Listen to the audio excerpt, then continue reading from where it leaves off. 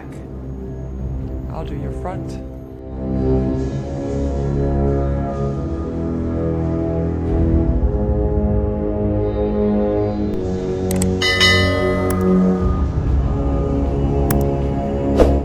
Baiklah, film ini dimulai dengan penampakan iring-iringan mobil hitam di mana di dalam mobil tersebut terdapat agen-agen FBI yang sedang bertugas untuk mengawal sebuah berlian yang akan dipindahkan menuju ke tempat sebuah pameran pelelangan. Ketua tim rombongan yang bernama Stan menghubungi rekannya yang berada di arena pertandingan basket yang sedang mengawasi seseorang pria. Ya, pria ini bernama Max, pencuri ulung yang selalu berhasil mendapatkan incarannya. Iring-iringan mobil berlalu dan berhenti di sebuah lampu merah. Seorang pria membersihkan kaca mobilnya Stan dan pergi setelah diberikan uang. Sementara itu, di dalam arena, kedua agen yang mengawasi Max terkecoh oleh sebuah keributan yang dilakukan seorang lelaki gendut. Mereka pun kehilangan jejak Max yang bergegas menuju atap gedung yang ternyata bersebelahan dengan gedung pameran. Mobil para FBI pun tiba dan saat semua orang keluar memastikan keamanan dan meninggalkan Stan bersama berliannya, tiba-tiba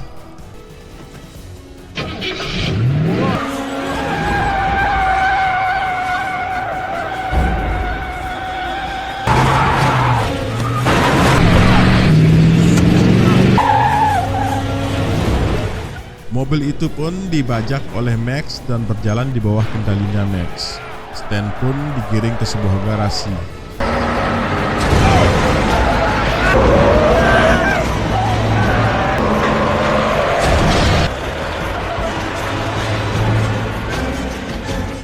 Max tiba dan juga si pria pembersih kaca mobil. Ternyata si pria berjenggot tersebut adalah si Tante Salma yang berperan menjadi Lola, kekasihnya Max, sekaligus partner kerjanya. Stan mencoba menembak namun ia lupa kalau kacanya anti peluru. Lola kemudian memasukkan gas tidur ke dalam mobilnya dan Stan pun tertidur pulas dan berliannya pun hilang.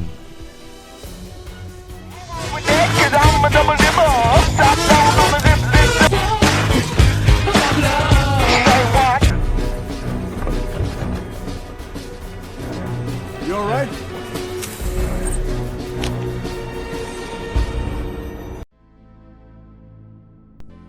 Skin pun berganti di sebuah negeri kepulauan di Karibia yang bernama Pulau Bahana di dekat segitiga Bermuda sana.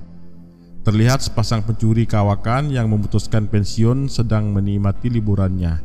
Setelah beberapa bulan di kepulauan itu dan berinteraksi dengan para turis lain dan orang di sekitarnya, Max yang baru kembali ke kediamannya melihat pintu penginapannya terbuka dan mengambil sebuah pistol yang ia sembunyikan di kolam.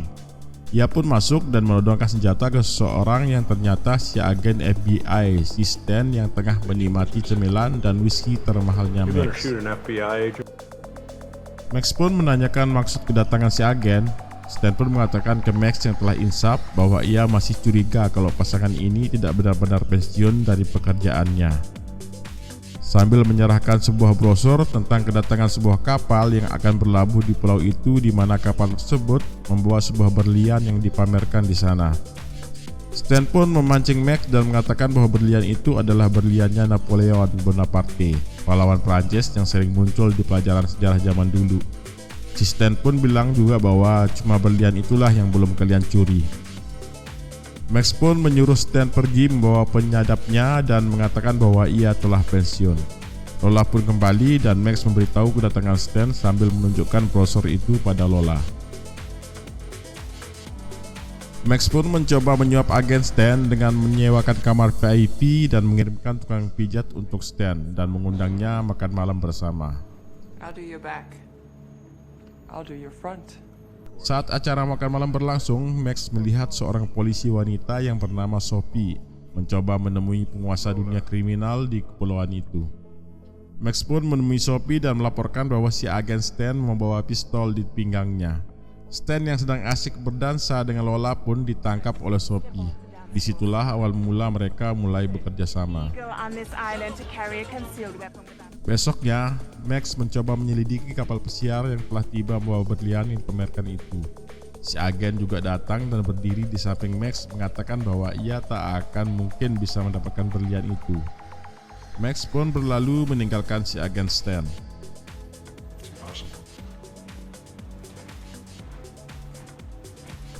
Sesampainya di luar, Max ditegur seseorang dan dibawa menuju tempatnya. Ia pun tiba di sana dan bertemu dengan si penguasa kepulauan itu. Ya, ini dia si biang keroknya yang bernama Tuan Harris. Entah dari mana si Tuan ini tahu bahwa Max dan Lola adalah sepasang pencuri ulung, dan si Tuan Harris pun menyuruhnya untuk mencuri berlian itu. Namun Max menolak dan mengatakan bahwa ia telah pensiun dan hanya bisa membuatkan dana saja untuk si Harris.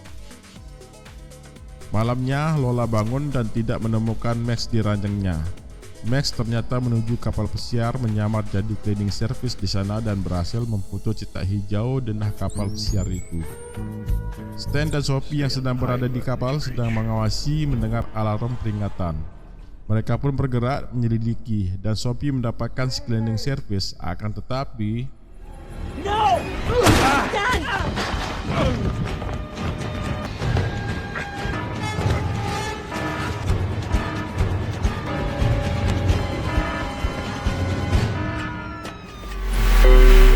Lola yang sedang dalam perjalanan mendengarkan berita si penyusup di radio dan segera pulang untuk menyelidiki Max, dan ia menemukannya di bak mandi. Si Lola tak mau lagi melihat Max mencuri dan Max pun berbohong pada Lola. Esoknya si Max menyerahkan denah itu ke Tuan Harris dan memberitahu strategi dan waktu yang tepat untuk masuk ke sana.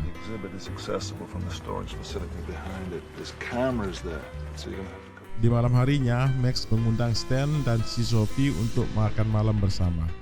Dan malam itu adalah malam terakhir kapal pesiar itu berlabuh di sana.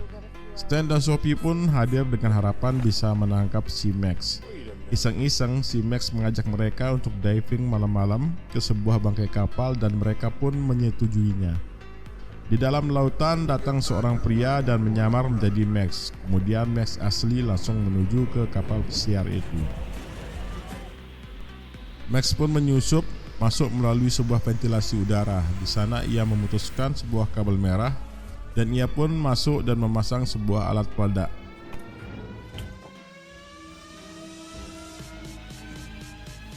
Namun para penjaga melihatnya dan melalui CCTV yang tentunya tak hilang seperti di negeri Konoha, sang penjaga berlian yang sudah tua dan rematikan pun mendengar kabar tentang penyusup itu dan langsung menuju ruangan tempat Max berada.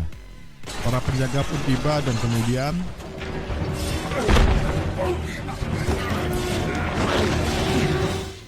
ya, ternyata orang yang ditangkap bukanlah Max, melainkan anak buah si Tuan Harris yang mencoba mencuri berlian.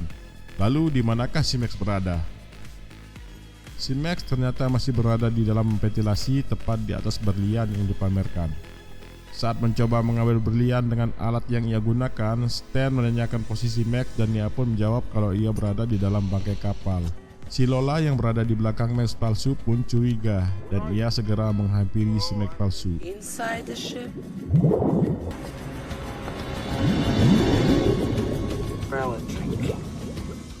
Beralih ke kapal pesiar. Saat Max mencoba menarik berliannya, para penjaga yang sedang menginterogasi anak buah Harris melihat berliannya ditarik dan langsung menyalakan alarm. Para penjaga pun masuk dan menembaki Max yang berhasil lolos dan jatuh ke dalam sebuah toilet. Stan pun mulai curiga setelah ia mendengar suara tembakan di alat komunikasinya dan mencoba mengejar si Max palsu yang berenang menjauhi si agen. Max pun berhasil lolos dari kapal pesiar dan segera kembali menuju lokasi diving. Saat si agen akan berhasil mendapatkan si Max palsu, Lola datang membuka saluran udara Stan. Stan pun kesulitan bernapas dan tiba-tiba, ya, si Max dan Lola datang bersamaan menyelamatkan si agen. Acara menyelam pun selesai dan sebuah telepon masuk dan mengabarkan bahwa berliannya telah dicuri setengah jam yang lalu. Mendengar itu, si Stan marah pada Max karena merasa dibodohi dan menjadikan mereka alibi yang sempurna. Sampainya di penginapan, Lola pun mengemas barangnya karena kecewa karena janji pensiun dari Max. Saat Lola meninggalkan Max, tiba-tiba Lola. ya, Tuan Harris datang dan menodongkan pistol ke Lola dan adegan aksi pun terjadi.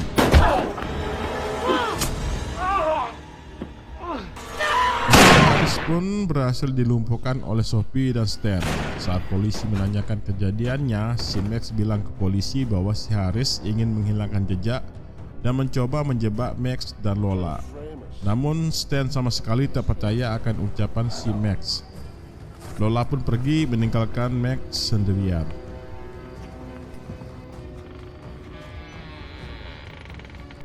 Besoknya Lola tiba di bandara dan akan menaiki sebuah pesawat.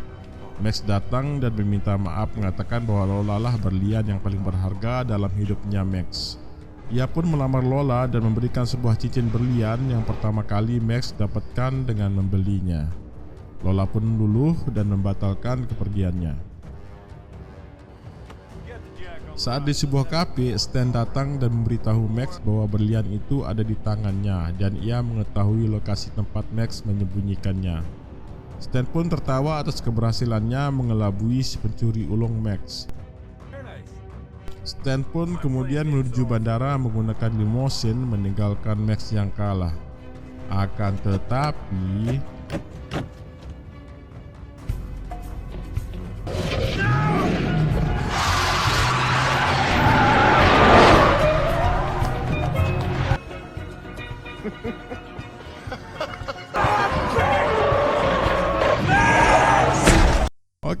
insight yang bisa kita ambil dari film tadi adalah di mana ada kemauan, di situ ada jalan. Jadi tetaplah berjuang dengan segala daya dan upaya mengejar impianmu.